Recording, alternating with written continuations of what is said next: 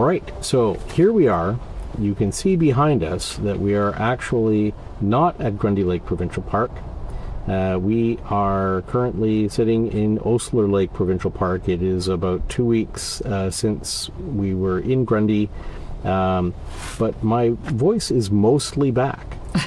Yes. And even my hearing is also mostly back, especially on this side. So it's handy that Sandy's sitting over here. Yes.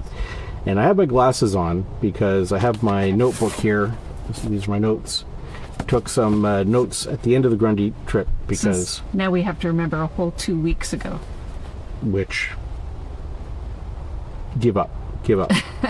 All right, so we were at Grundy Lake. It was the last week of July 2024, leading up to the August long weekend.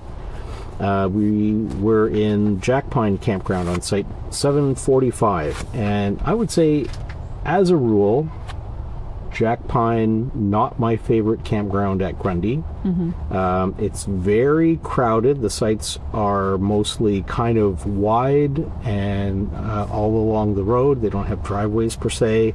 They're shallow. They're on top of one another. The privacy, even for Grundy, the privacy is not great in Jack Pine. The site that we had wasn't terrible because at least at the back, there was nothing behind us. If we had been on the other side of the road, then we would have had the main park road behind that, mm-hmm. and so there would have been traffic and things. But what we ended up having to do was put the trailer sort of between the trailer and the car. We had that across the front, and we sort of hid out behind that, away from the from the road. It was also, there was not a drop of rain the entire week, and it was unbelievably hot and unbelievably humid. Yes. So it was no rain but damp. It was and dusty.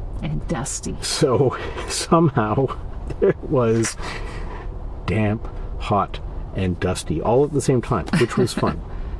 And so one thing that's coming to mind, because we're speaking, the dusty was the road. And it really kicked up a lot of dust, got into everything. The roads in general at Grundy, though, very potholy. Like, yes, drive slowly.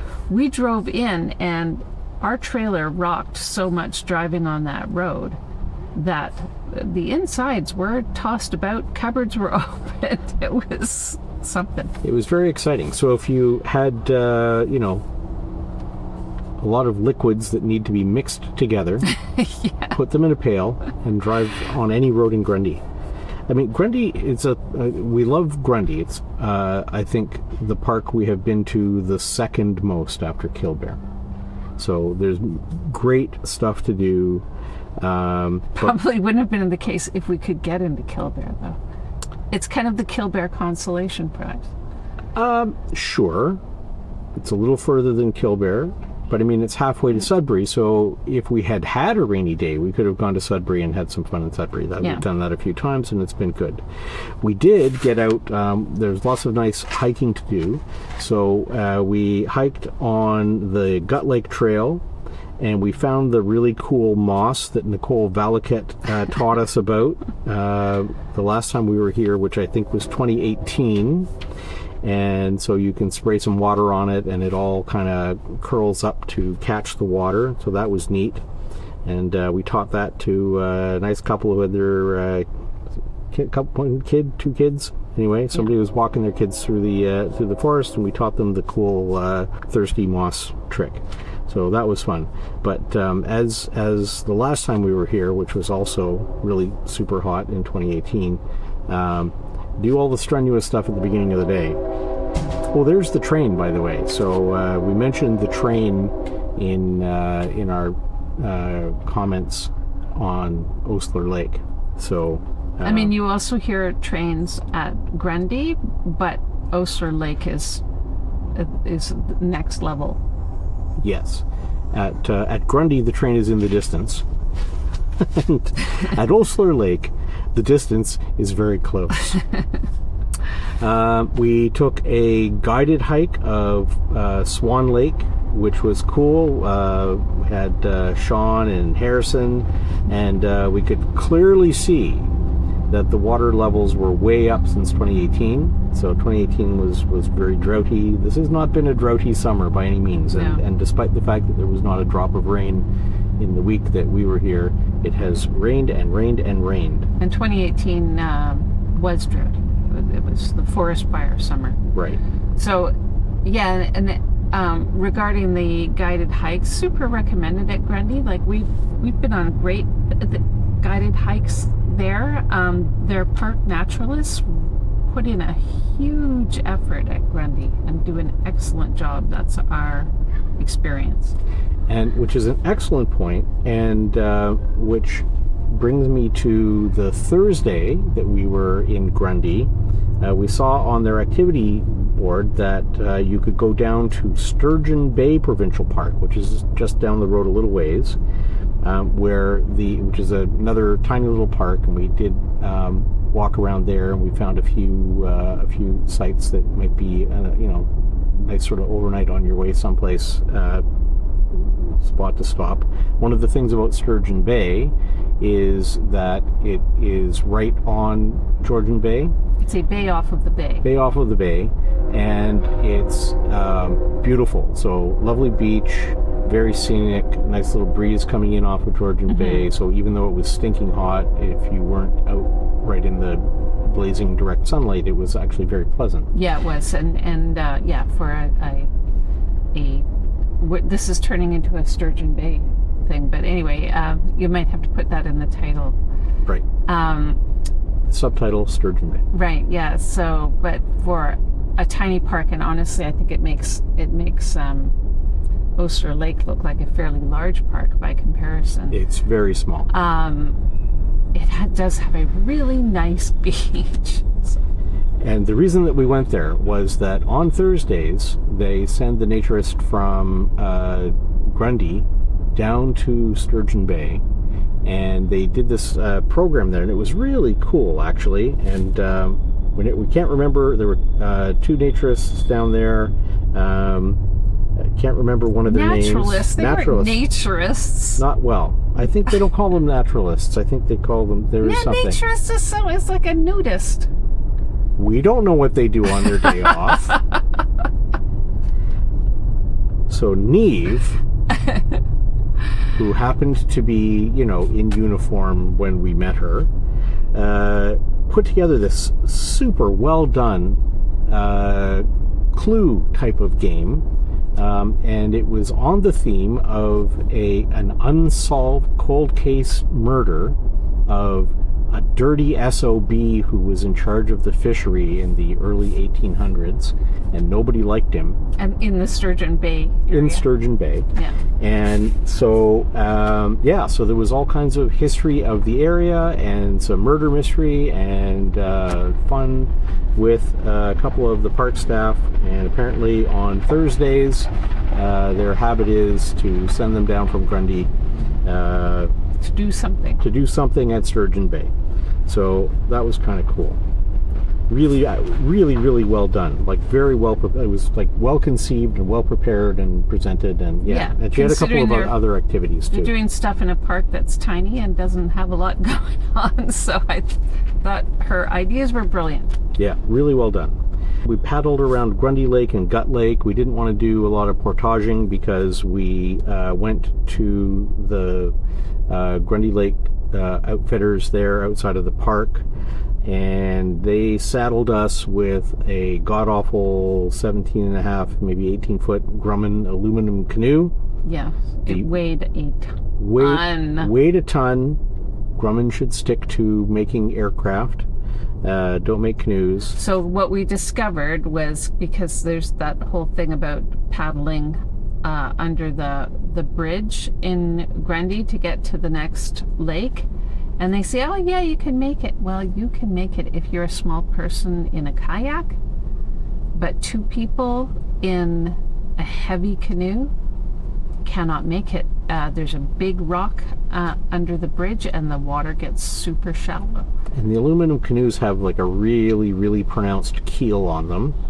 And keels are good, but not if you're trying to just sneak over a little bit of a rock. So even with the water level back up to where it was, couldn't get through there. So, but you can portage it, which we did, which was absolutely miserable carrying that lump of lead. Yes. With a proper canoe, it would be okay. But, at least it was really big and really heavy and really tippy, and the seats were very uncomfortable. Yes, had that going for it. So when you rent a canoe, see if you can make a point of insisting on getting one of their fiberglass canoes. Note to self, try to be picky. Slip them a $5. We have some experience of that being effective in the past.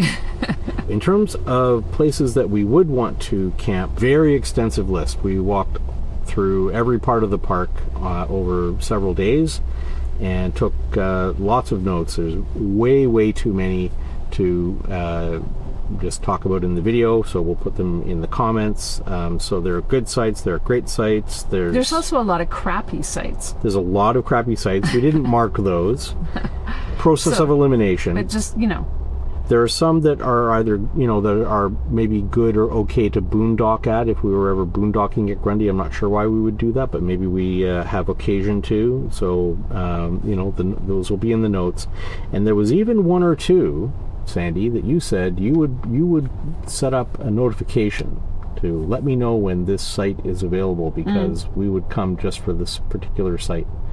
What did we see? We saw frogs. We saw a turtle on the on the guided hike, Swan Lake Trail. That was kind of cool. On our site, we had tons of chipmunks. We had a few red squirrels. We had common grackles, which was a thing I didn't know. Despite them being common, I was not aware of a common grackle, but they were certainly in evidence on our site. Yeah. I think we've got a couple of pictures we might show in the video. And we even had a daytime raccoon visit, which was very surprising. And the bugger came right up onto the site and just kind of stared at you for a minute. I think you got a picture of him. You could put in my picture that I took right here. All right. Well, we'll show the hopeful raccoon. The bugs weren't terrible. They were pretty good, given that it was hot and humid and sort of end of July, just into the start of August. But but you had to stay sprayed. You had to stay sprayed for sure, and you absolutely would not want to be visiting in June. It's the kind of park where the bugs would be bad.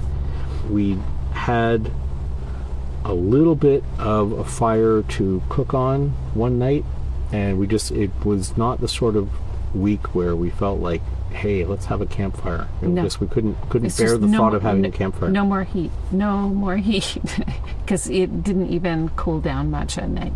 So. And thanks again to Joe at Can-Am in London, who talked us into getting an air conditioner for the Alto, because we used it. We relied on that a couple of nights in particular to get the inside of the trailer to a point where we could conceive of going to sleep. We also had our first encounter with other Alto owners. That was fun. We were just, minding our own business at the back of our campsite, and Marek and Irina walked around and introduced themselves, and they have an Alto that's a little bit older than ours. I think theirs is a 1723, because they said they had a shower, not a. We could have had an indoor shower. Just didn't want it. We didn't want that. So, but we compared lots of notes on, what options did you get, and what did Joe Curry at Can-Am talk you into, and all that good stuff. Yeah. So, honestly, there've been no mosquitoes, really. There are no mosquitoes. Well, I think that's it for our Grundy Lake recap. I'm sure Grundy is a park that we'll go back to. It's, like you say, it's the go-to place if you just can't face another trip to Lighthouse Campground in Kilbear. Which I imagine is going to come up quite a lot, because I don't think there's any electrical sites in Lighthouse at all, are there? No, I don't think so. Yeah, so maybe we'll make a video about our fun with figuring out how far we can get on solar power and batteries and so forth. But yeah, that's for another video. adventure awaits. Right. So we'll see you next time. Bye.